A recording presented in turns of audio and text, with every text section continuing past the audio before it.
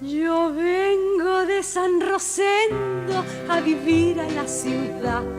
En Paine se piensa en el teatro, por eso se piensa en Paine.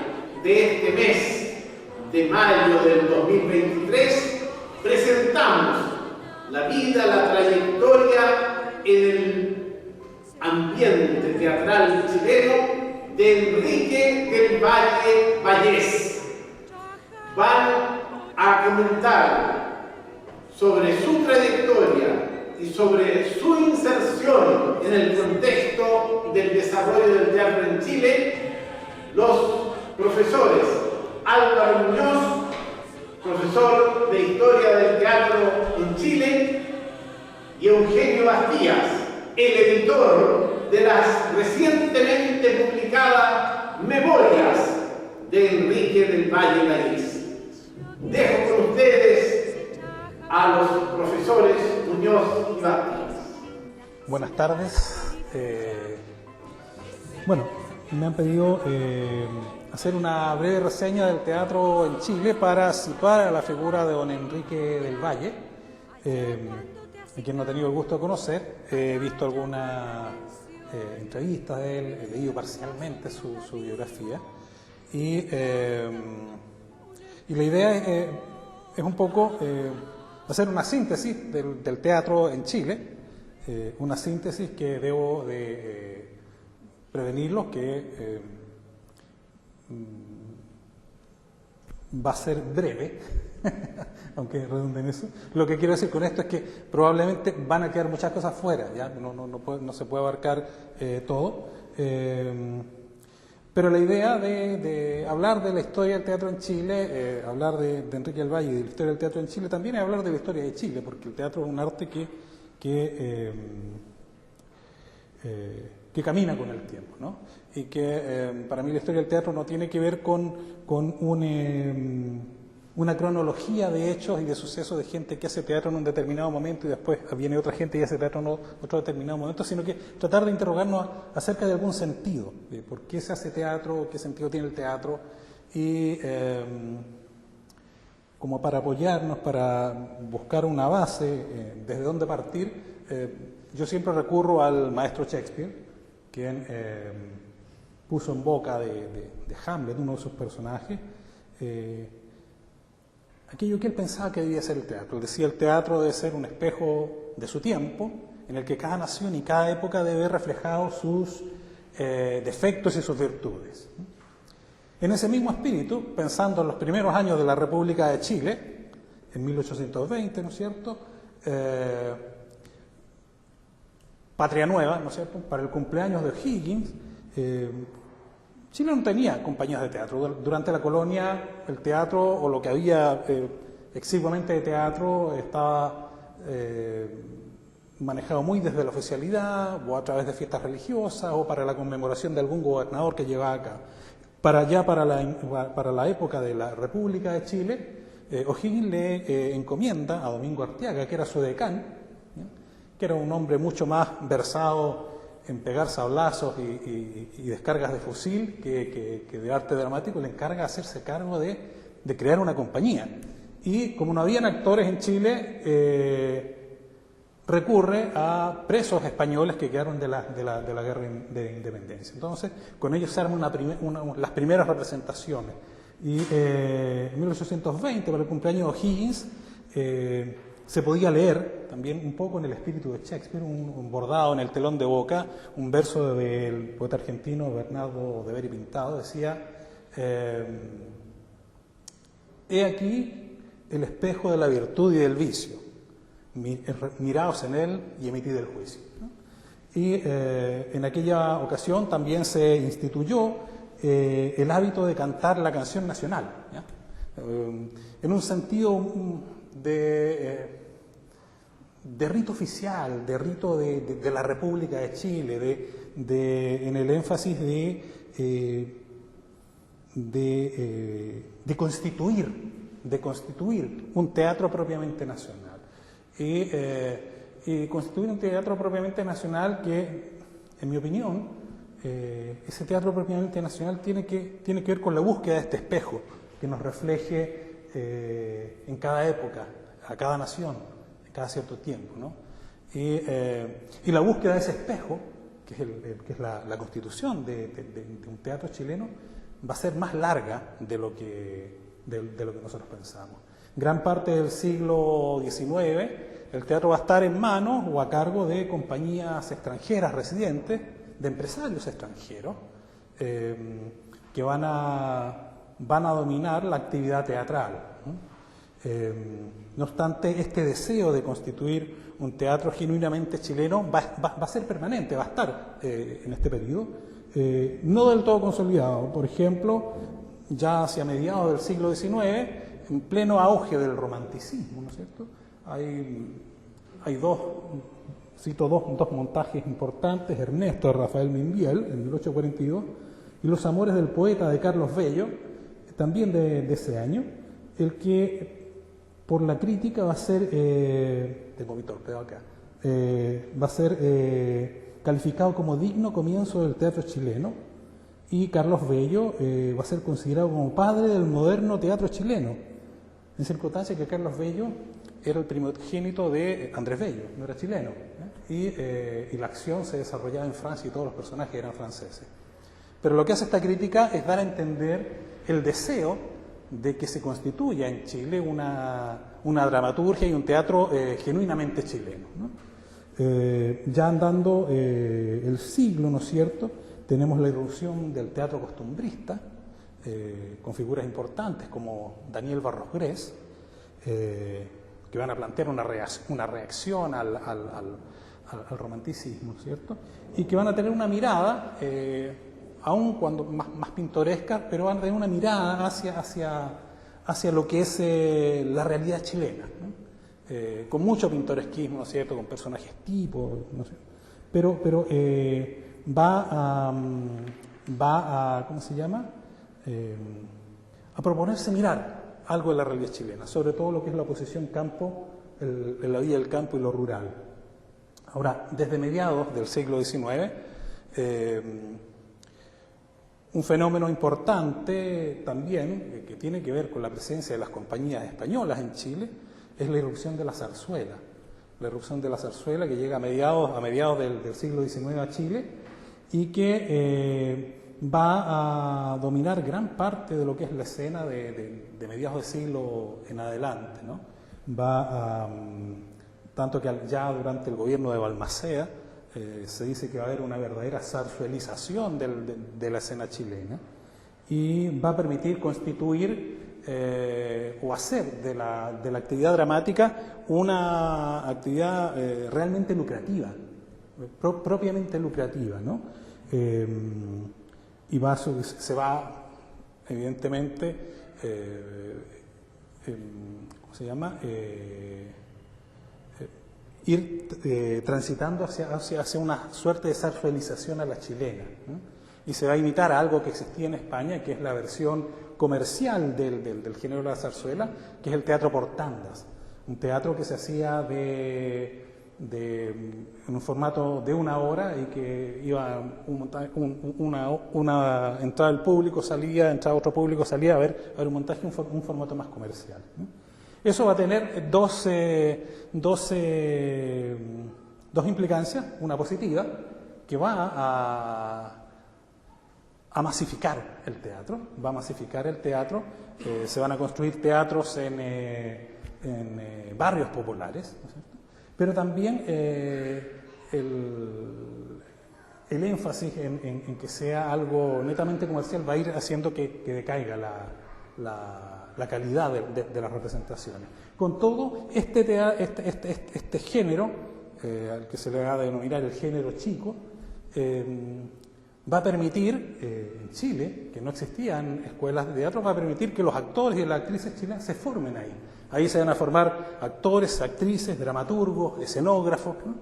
Esa va a ser la escuela del teatro chileno, ¿no? Capítulo aparte, ¿no es cierto?, merece también, cabe también mencionar el teatro que en esta época del último tercio, fines del siglo XIX, comienza a darse en las salitreras, ¿no? Lo que es el surgimiento del teatro obrero que va a tener un gran auge y despliegue hasta más o menos la década del 30, ¿no?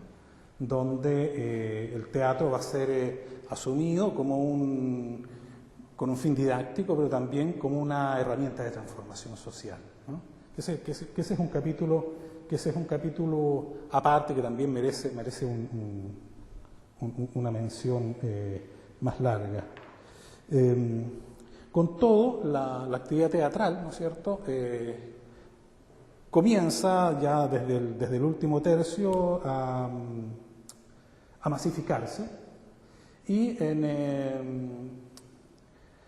para la historiografía este es el periodo, sobre todo ya primeras décadas del siglo XX, en que empieza a asomar el primer sustrato de lo que podríamos llamar una dramaturgia chilena, con tres autores importantes, que son Armando Mock, Germán Luco Cruchaga y Antonio Ceda Hernández, que es considerado el padre del teatro social.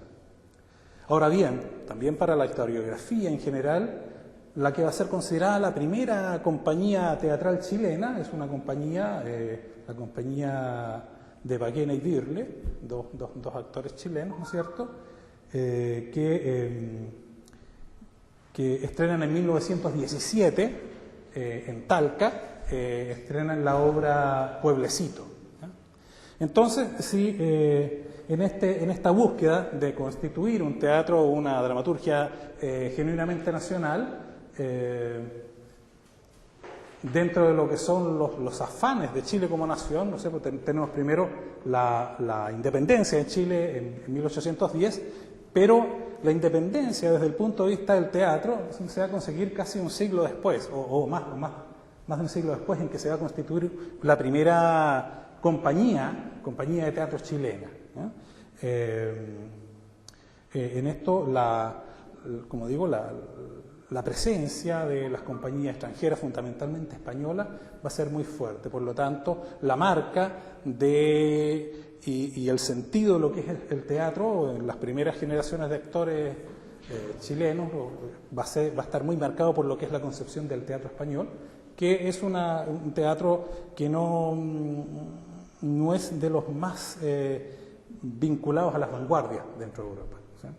Y eso va a hacer que en Chile se va a generar el hábito de que actuar y de subirse a un escenario debe hacerse con acento español, ¿no? Entonces, actuar es actuar españoladamente, ¿no? Bien, entonces,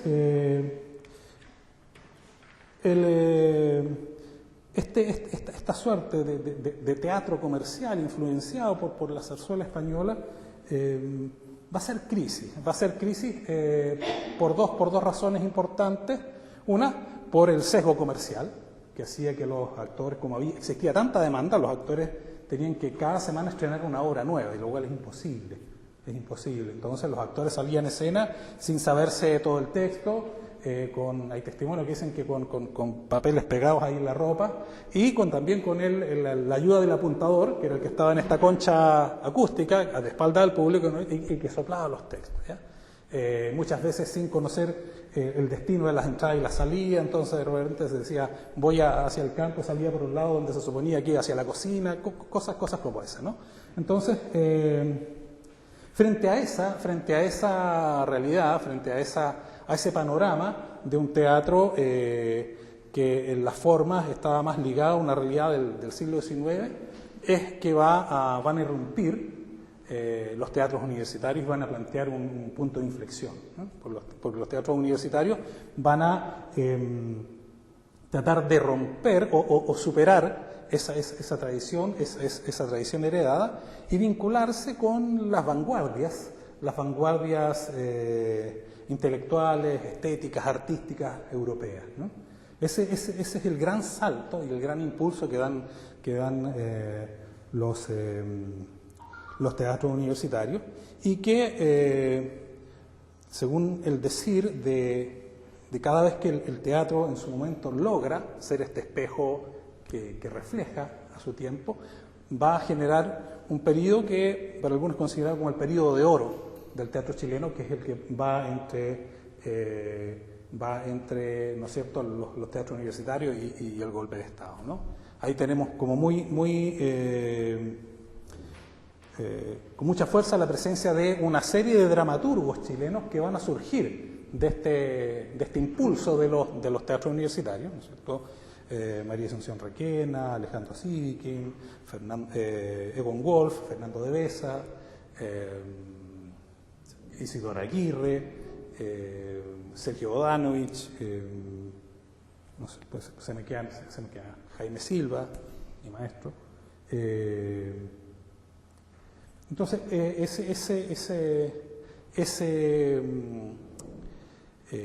ese núcleo de dramaturgia es el que logra esta renovación y esta actualización o esta profesionalización del arte teatral, y pone el arte teatral chileno en consonancia con lo que sucedía en el resto del mundo, en Europa, en el mundo occidental, ¿no?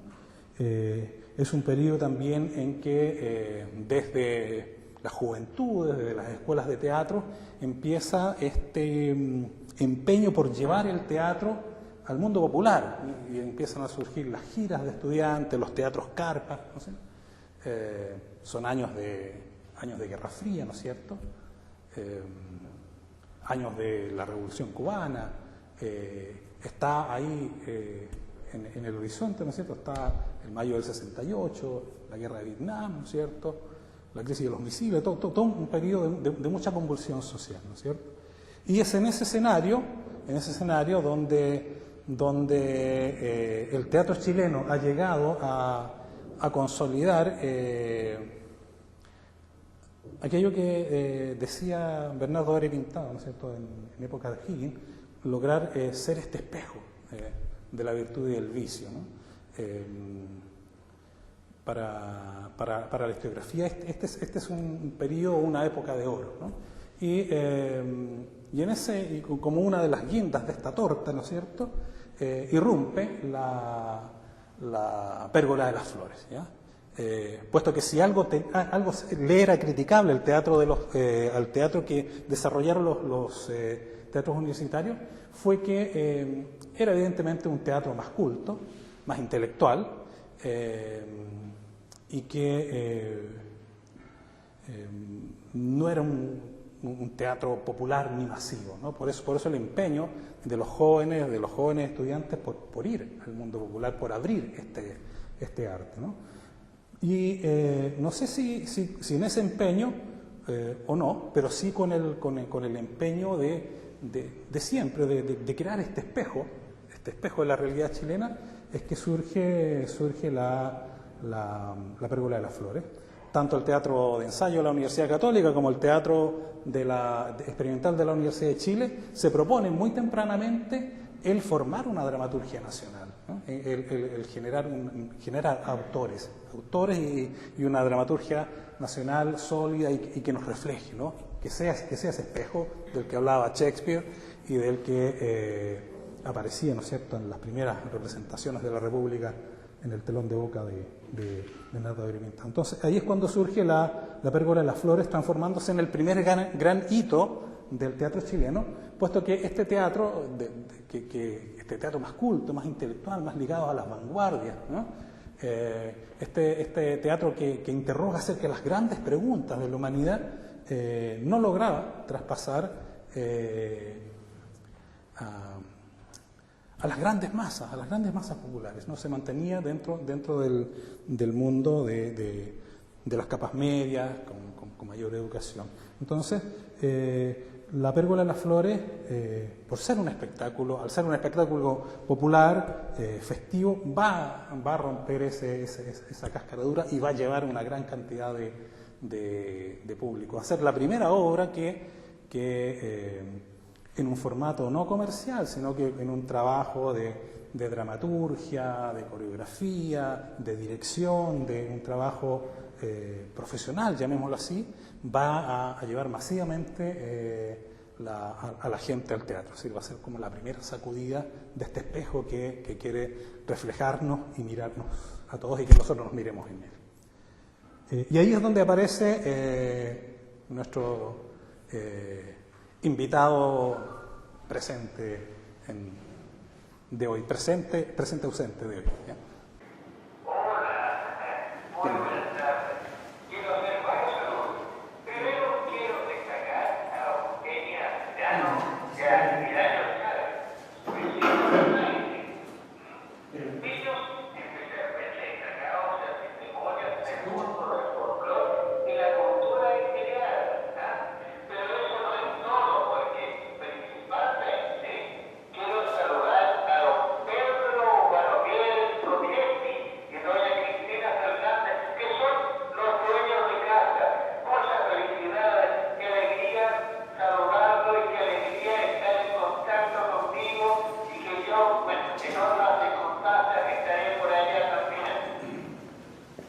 De acuerdo, Enrique, entonces quedamos muy contentos de que esté, por lo menos en la actitud de poder conversar brevemente con la gente acá. Estamos en la mitad de la exposición y enseguida vamos a pasar a comentar parte de la entrevista del video. Así que lo dejo. Muchas gracias, Enrique. Que esté muy bien. Saludos.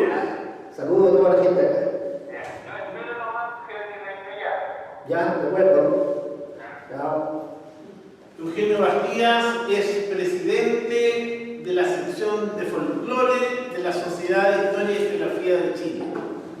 ¿Cómo insertamos la figura y el papel de Enrique del Valle en esta historia del teatro que nos ha comentado Álvaro Muñoz? Yo estando en mis comienzos en la sección de folclore de la Sociedad Chilena de Historia y Geografía, que esta sección proviene de una Sociedad Chilena de Folclore del año 1909. Nace después, en 1911, la Sociedad Chilena de Historia y Geografía. Y entonces esta Sociedad de Folclore chileno se incorpora a esta sociedad en 1913. De allí viene esta sección de folclore.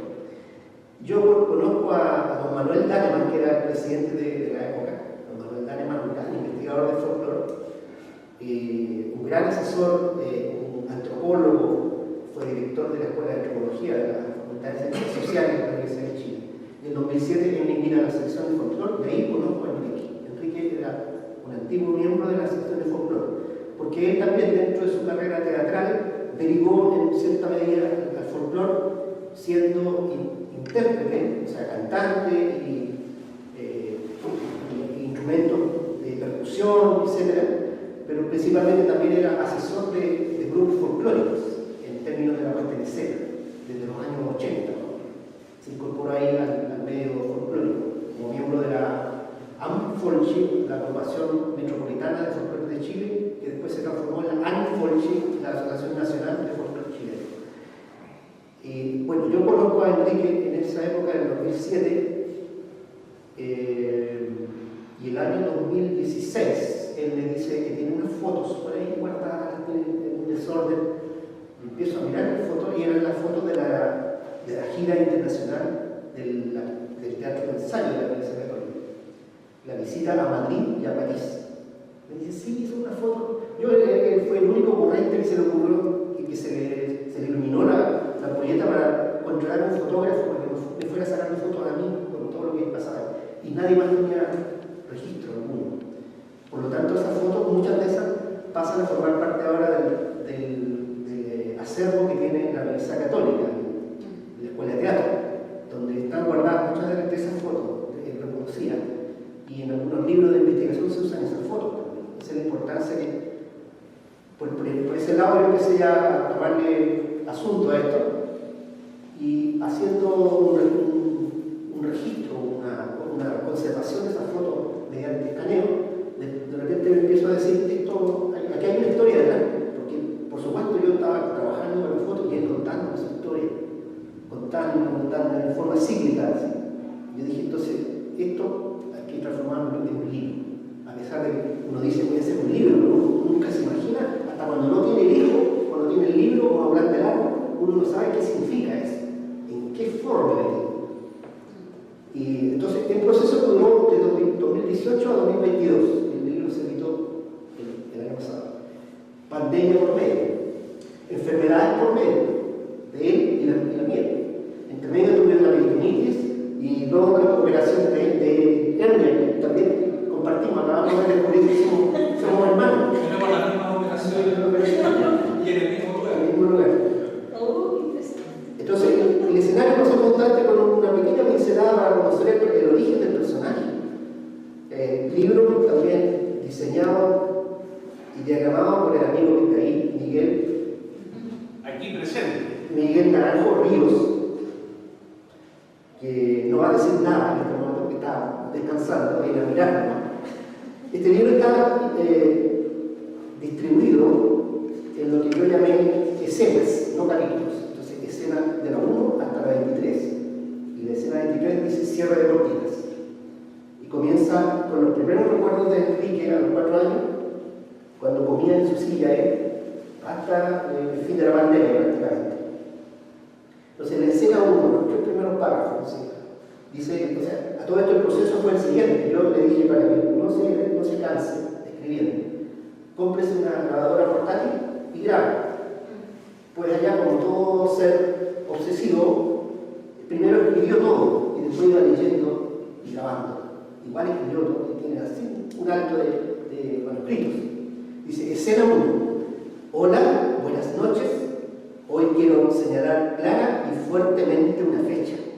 Estamos en el día sábado 23 de marzo del año 2019. ¿Por qué digo esto con tanto énfasis? Porque hoy día comienzo a grabar lo que va a ser el principio de mis memorias, de mi vida, de mi quehacer en la vida cotidiana desde que nací. Hoy quiero, antes que todo, contarles quién soy. Ya sabemos la fecha de hoy, ahora quiero hacerles saber quién soy. Mi nombre completo es Luis Enrique del Tránsito del Valle Vallés. Nací en la ciudad de Antofagasta el 15 de agosto de 1936, el día de la Asunción de la Virgen. Muy religioso el caballero, ¿no? O sea, esta memoria es una actuación de... Es una actuación más, como aquí tengo no sé, no es más que un torpedo, es un submarino completo, ¿está? Aquí yo trato de ir escarbando lo que es la tradición de las memorias, los diarios de vida, los diarios de viaje. Siempre ese género me ha gustado. Por eso yo creo que terminé haciendo un libro sobre eso, que no son mis memorias, son las de otros personajes, pero terminé vinculado al género, porque siempre me han gustado libros como Recuerdos del pasado, de Vicente Pérez Rosales, Recuerdos de 30 años, del maestro Sapiola, y en parte también cierta literatura que es novela, pero que también trae mucho de biográfico. Se dice muchas veces que casi muy poco de lo que escriben los novelistas no es biográfico, incluso los poetas también son autobiográficos en su trabajo. Entonces ahí en ese sentido está Alberto Pérez con su Lobo Estéreo, que son recuerdos de la infancia, ficcionado. Pero en esos términos tampoco las memorias se escapan de lo que es la ficción. Es una autoficción, y tal vez no tiene por qué decir una sarta de mentiras, como decía por ahí, no sé qué autor que tituló eso. Corvida.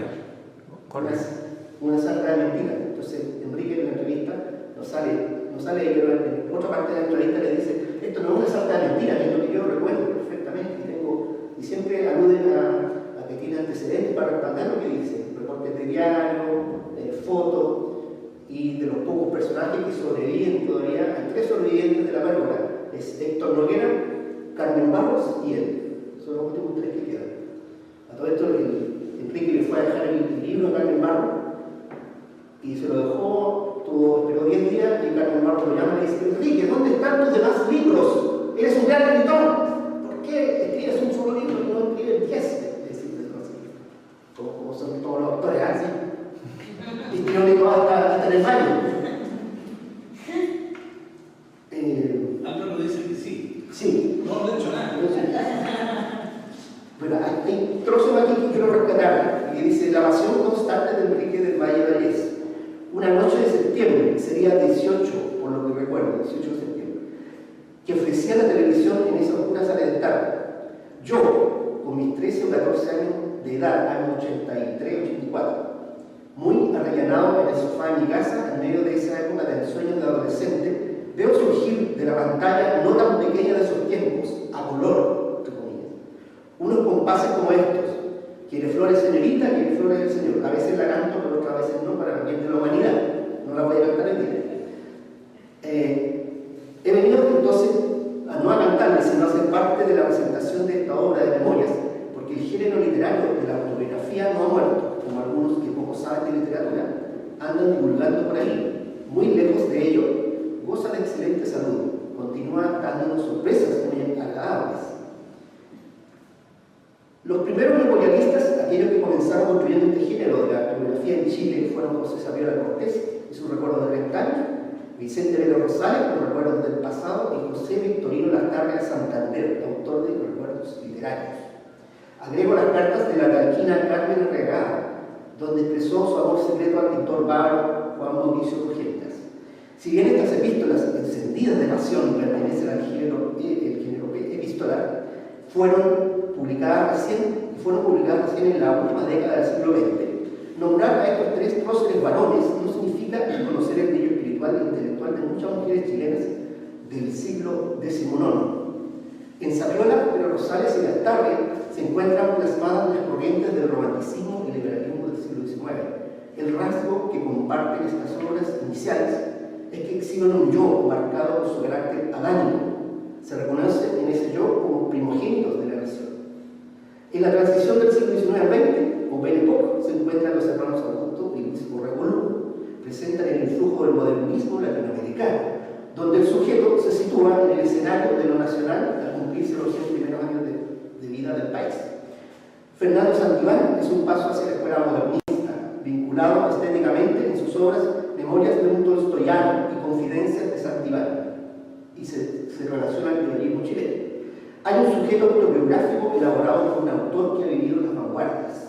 Esta es una nueva posibilidad de elaborar un yo, pero es en las memorias de Pablo Neruda en donde hay más elementos propios de esa vanguardia.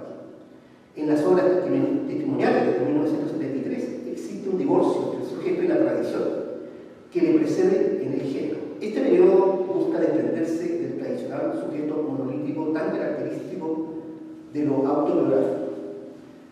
En este campo literario se dificulta establecer el estatuto genérico de la literatura autobiográfica, por lo que la crítica no ha abordado suficientemente su análisis. Entonces, saltamos de ese pequeño esbozo de la evolución del género memorialístico y autobiográfico, y tenemos esto, que corresponde en mucho, yo no soy estudioso de la literatura, ni especialista, ni no soy profesor de nada. Hago apenas trato de aprender la vida en el día a día, pero resultó que hay muchas cosas que están aquí que corresponden a este pequeño análisis que yo hice por ahí buscando algunos libros especializados. Ahí está el yo, dice en primera persona, por supuesto, y hay una selección de elementos de los recuerdos, y lo que a lo mejor no recuerda lo va reemplazando con algunas otras cosas. Claro está que sí, definitivamente este hombre es una mente poderosa, un cerebro poderoso, pero no tenía ningún, salvo lo que había escrito ahí, que le salía espontáneamente, que lo grabó, no tenía ningún apoyo más. Yo creo que ni revisó los recortes de diario que tenía. En una clase que tenía en la preparatoria, se acordaba perfectamente de la fecha en que se lanzó la bomba de Hiroshima, el 6 de agosto de 1945. Decía 6 de agosto de 1945, lo dijo así, de una sola. Al preguntarle sobre sus compañeros, ¿se acuerdan? De gente de su edad y mayores que él, los nombres, los apellidos, dónde lo conoció. Así a sus 86 años está impecable. Bueno, pasemos entonces, podríamos ver algunas escenas que están seleccionadas de la entrevista de Enrique, para ver si podemos comentar algo. Sí. Para mí al final el escenario era una plaza pública, era el Quasimodo donde yo participaba en bicicleta, era cuando ayudaba a misa. El escenario era siempre un lugar donde te das cuenta que va formando solo y se va creando, y después cuando entré a una escuela de teatro en la Universidad de Chile en el año 57. El tópico del mundo como escenario es algo que también es una época que estuvo muy de moda, que es en el barroco. En el barroco, ¿no es cierto?, se habla el mundo es concebido como un escenario, Dios como un gran director, ¿no es cierto? Calderón de la Barca tiene un auto sacramental, el gran teatro del mundo. Y en algunas obras de Shakespeare también se habla de que las personas llegamos a este mundo a ejecutar un papel, a jugar un papel y después pasamos y nos vamos, ¿no? Y esa obra termina, se va, y a veces después nadie nos recuerda, no se sabe nada más de eso, ¿no?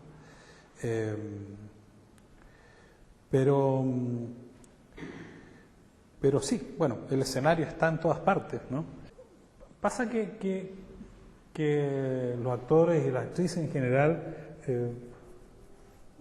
hemos formado un hábito que algunos llevan de formación profesional y que es observar los gestos de las personas, porque las actitudes, modos de hablar,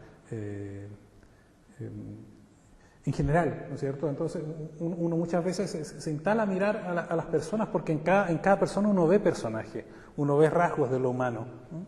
Entonces los actores y las actrices somos como grandes figones, ¿no? Sapos, ¿no? Estamos mirando a las personas, copiando gestos, copiando actitudes, copiando ciertos guiños de expresiones. Entonces, para uno, en cierta medida, todo es un escenario y vivimos rodeados de personajes, ¿no? Porque en el fondo de eso se hace el trabajo de la creación de un personaje. La materia prima, así como un historiador va a la fuente, distintos libros y a fuentes y se nutre de documentación, uno se nutre de lo que ve en la calle, de lo que ve a las personas, ustedes mismos. Ahora que estaba hablando de lo que es este género de las memorias, me vino precisamente a la memoria otro texto de memorias vinculadas al teatro, que son memorias de un autor teatral de Antonio Acevedo Hernández, que es la historia de la vida de él, escrita por él mismo, que está llena de detalles, de anécdotas, de cosas de su vida. Que él fue un hombre del sur que se arrancó de su casa, aprendió a leer solo, se fue siendo niño, ¿ya? Vivió por aquí, por allá, ¿no es cierto? Y llegó a ser lo que se considera el padre del teatro social, ¿no? Un libro lleno de detalles, ¿no es cierto?, de cosas que podemos encontrar cuando una persona nos habla desde la emoción y el sentimiento. Y aquí yo creo que eso de la sarta de mentiras, yo creo que tiene que ver más bien con una memoria poética, ¿ya? Con una memoria que selecciona aquello que ha impactado más en el alma, no sé, en las emociones profundas, ¿no? Y que se recuerda con especial cariño, ¿no? Y que muchas veces el adorno o el punto de vista está tamizado por lo que a uno le pasó en ese momento. Tú mismo lo has dicho, una sana, y yo te agregué brillante competencia. Entonces, ¿qué es lo que pasa? Estaba muy bien, había dado Noche de Reyes, por ejemplo, en el municipal. Después se había dado, ponte tú, Puente Ovejuna. Eso te hablo del experimental, que es una obra preciosa. Y la Católica mete Martín Rivas, que fue un impacto de la Católica. Entonces, presentaba una cosa linda y entonces iba la competencia sana y brillante, ¿ya?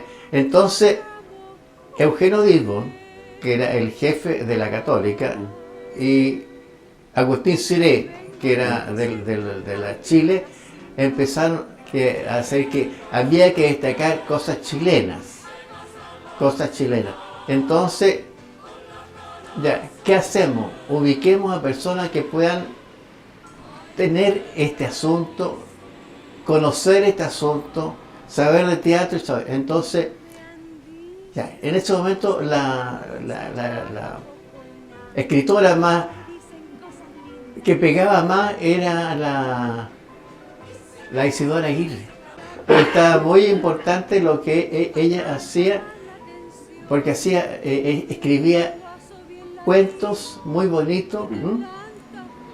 Y entonces pensaban que ella podía hacer, pero ella dijo: yo nunca he hecho comedia musical. Pero la vio trabajar en otra cosa que había hecho ella y se colocó con Francisco Flores del Campo, y quien era un hombre maravilloso, generoso, brillante, que había sido un hombre que estudió ópera, pero gran músico. Entonces, ¿qué fue lo lindo? Tratar que esos dos personajes se juntaran, pensaran, discutieran, pelearan. Porque, y en junio del año 60 sale La Pérgola de las Flores. Partió ahí, él venía de presentarse con una compañía privada, independiente, en el Teatro Cervantes, donde venía detrás todavía existe la sala, detrás del Santiago Centro, el edificio, por detrás de la Alameda, de la calle Matías Cousiño, entre Moneda y Agustín. Ahí, en un segundo piso, tercer piso, está la sala Cervantes, y ahí él se incorporó a una compañía donde estaba Carmen Barros y donde estaba Lucy Salgado también, que en ese tiempo ella terminó estudiando teatro en la escuela nocturna, igual que Enrique. Los dos venían de Derecho, él de la Católica y ella de la Chile, Lucy Salgado. Y ahí estaba, entonces Carmen Barros, Lucy Salgado, etcétera.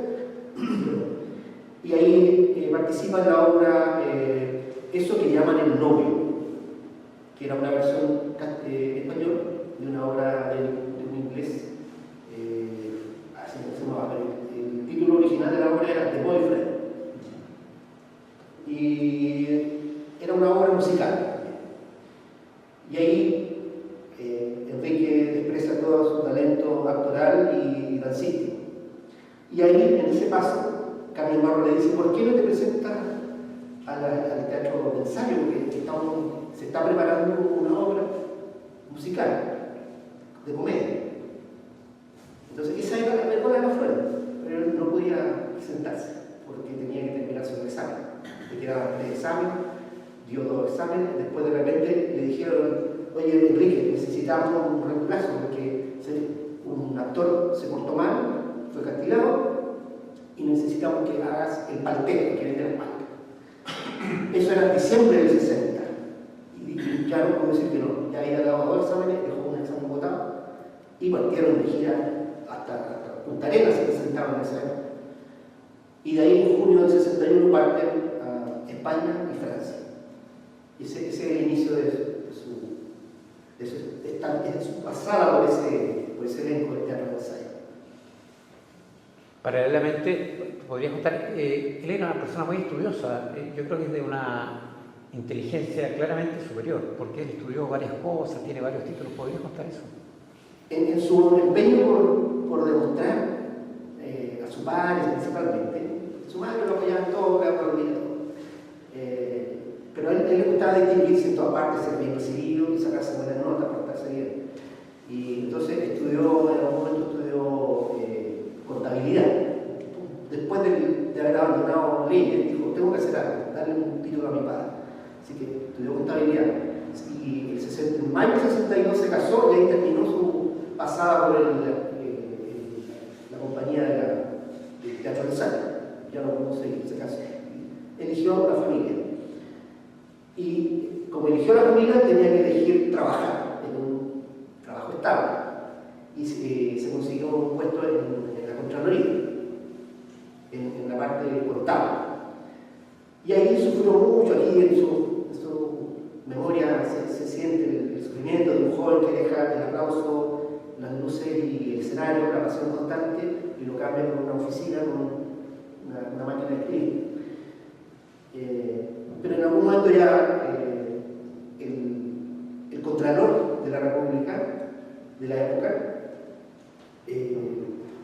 se entera de que Enrique tenía todo este pasado y le pide que forme una compañía de teatro en la Contraloría, que se llamó el grupo de teatro Alborada.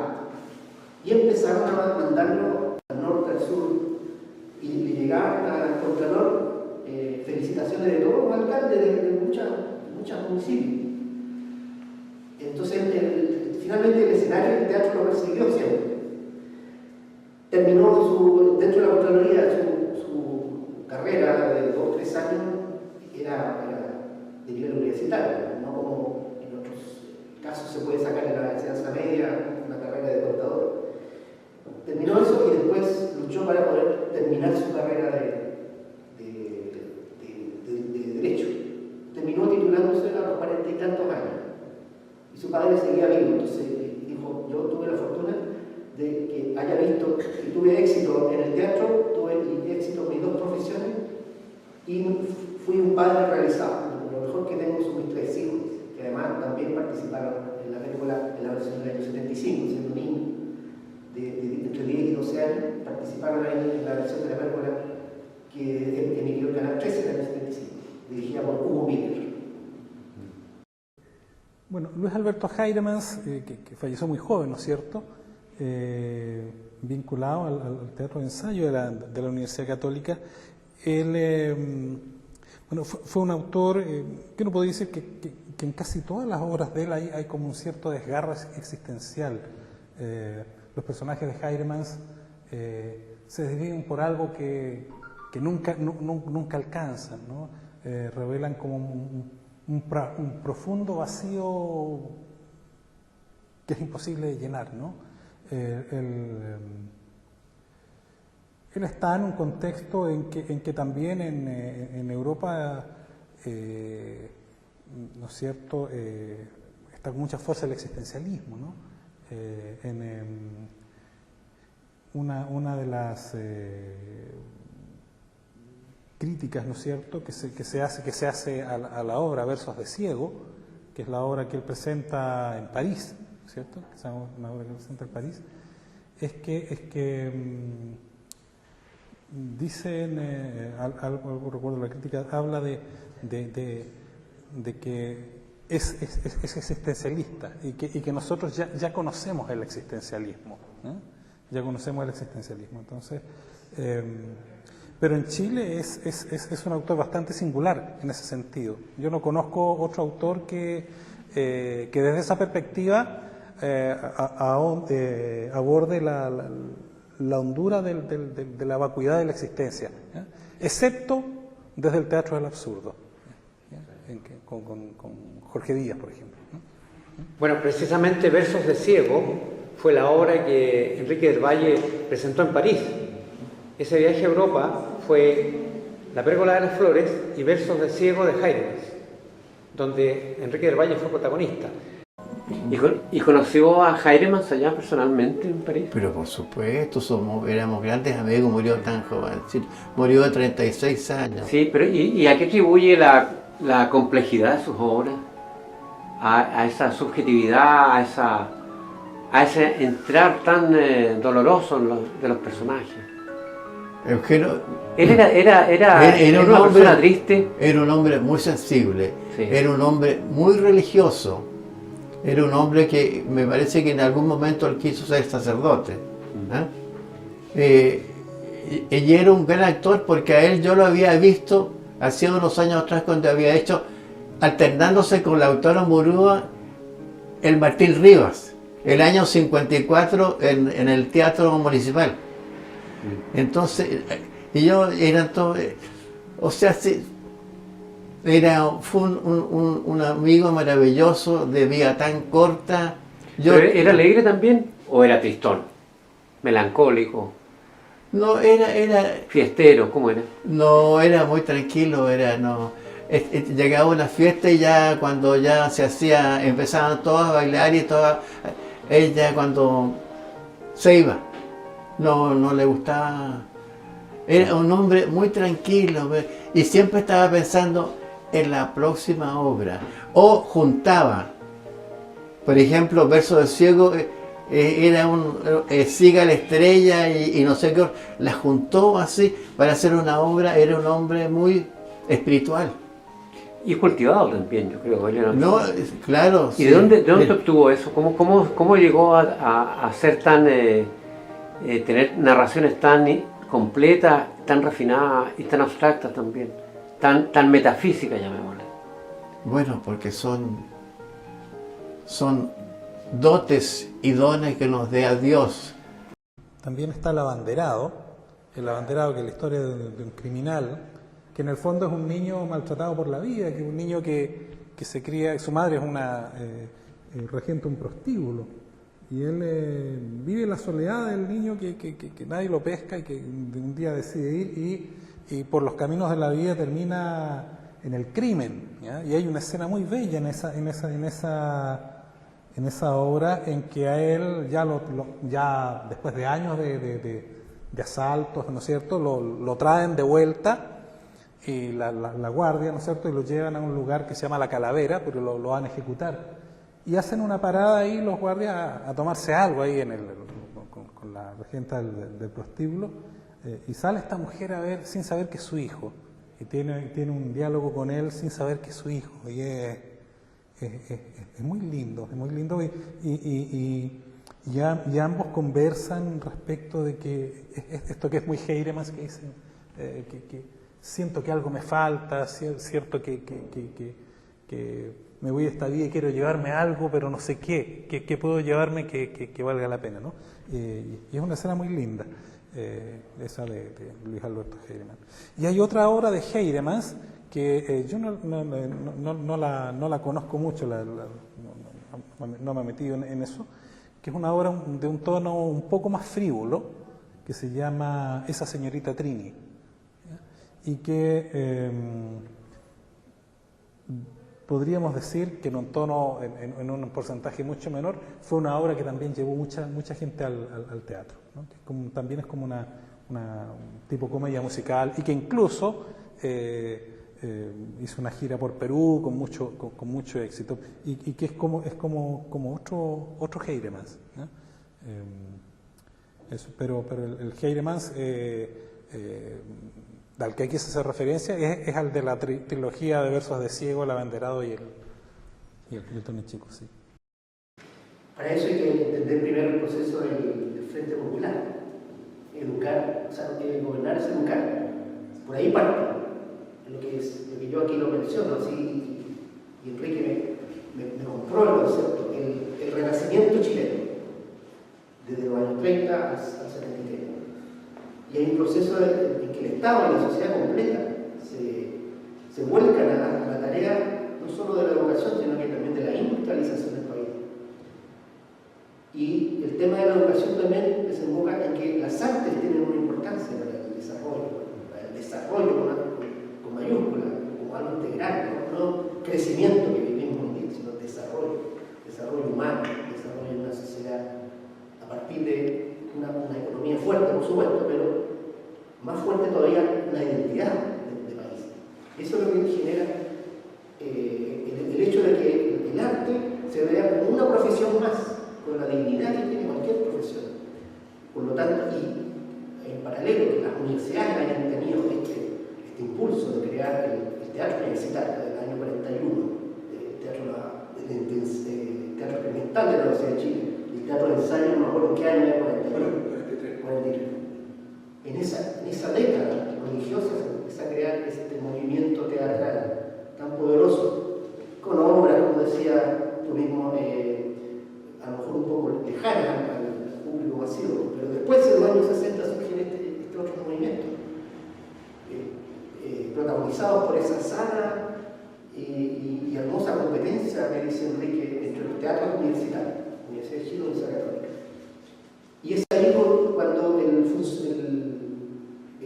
actor y todo el equipo pasa para ser funcionarios de la universidad, con un sueldo, con previsión, con beneficios médicos, sociales, y estaban en una nómina como cualquier trabajo.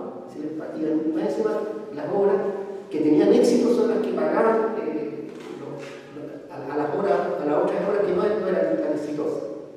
De hecho, la Universidad Católica vivió muchas décadas de la Pérgola de las Flores. Fue una cosa fascinante en su éxito. Y yo puedo corroborar eso en la Chile también, que era igual. Yo soy amigo de Mario Lorca, y él entró al teatro de ensayo, el teatro experimental, el año 52. Y ahí pasó a ser funcionario de la Universidad de Chile. Ese era el nivel de dignidad que tenía la profesión teatral, la profesión artística en general, porque también al hablar de teatro estamos hablando de diseñadores teatrales, de diseñadores de escenario, fotógrafos, iluminadores, sonidistas, todo eso. Sí, o sea, de hecho, dentro de lo que es la historiografía del teatro se consideran dos grandes hitos en el teatro chileno. El primero es la Pérgola de las Flores y el segundo es la Negra Ester, hasta el momento, que han sido como los dos grandes hitos del teatro chileno, que en su momento, ambas en momentos históricos distintos, pero logran ese fenómeno de ser como una fiesta de los sentidos, ¿no? De convocar a grandes multitudes, de retrotraernos a ese rito social identitario, ¿no? de los chilenos, ¿no? Porque uno es muy curioso, porque uno ve o escucha testimonios de gente que en su momento, o entrevistas de gente que fue a ver la Pérgola de las Flores, y todos salen felices, la gente sale con una sonrisa, ¿ya? Y hablando de los valores de los chilenos, de lo auténtico de nuestro arte, que eso mismo, pero en versión años 80, fines de los 80, le pasa a la gente que fue a ver la Negra Ester, ¿ya? Son fenómenos que van a impactar muy fuertemente no sé, pues, en un sentimiento identitario respecto de los chilenos, a través del arte. ¿Y por qué la gente de teatro no recurre con más frecuencia a la búsqueda de esta identificación y al contrario se va un poco más en un trabajo intelectual y buscando nuevos símbolos, pero ¿por qué no se recurre a esta identificación que consiguió la Pérgola de las Flores? No sé. Lo que pasa, yo creo que ambos hitos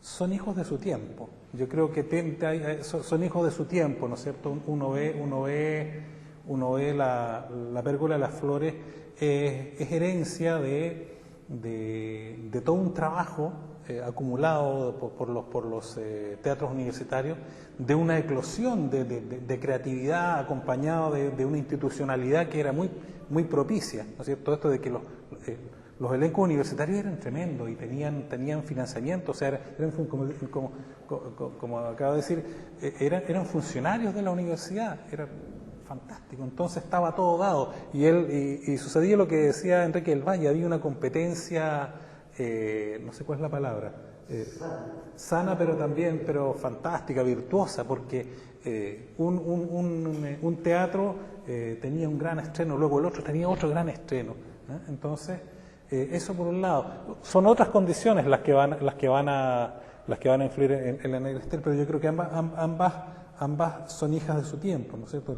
En la Negra Ester estamos en fines de la dictadura, hay todo un movimiento popular de teatristas, muchos de ellos que regresan del exilio, y hay un momento histórico, político, social, creativo, de mucha fuerza, ¿no? Entonces, donde surge este montaje, quizás como una necesidad social y como una fiesta de los sentidos, ¿no?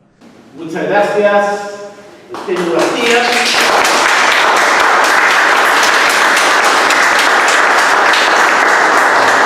Muchas gracias, Álvaro Muñoz. Muchas gracias.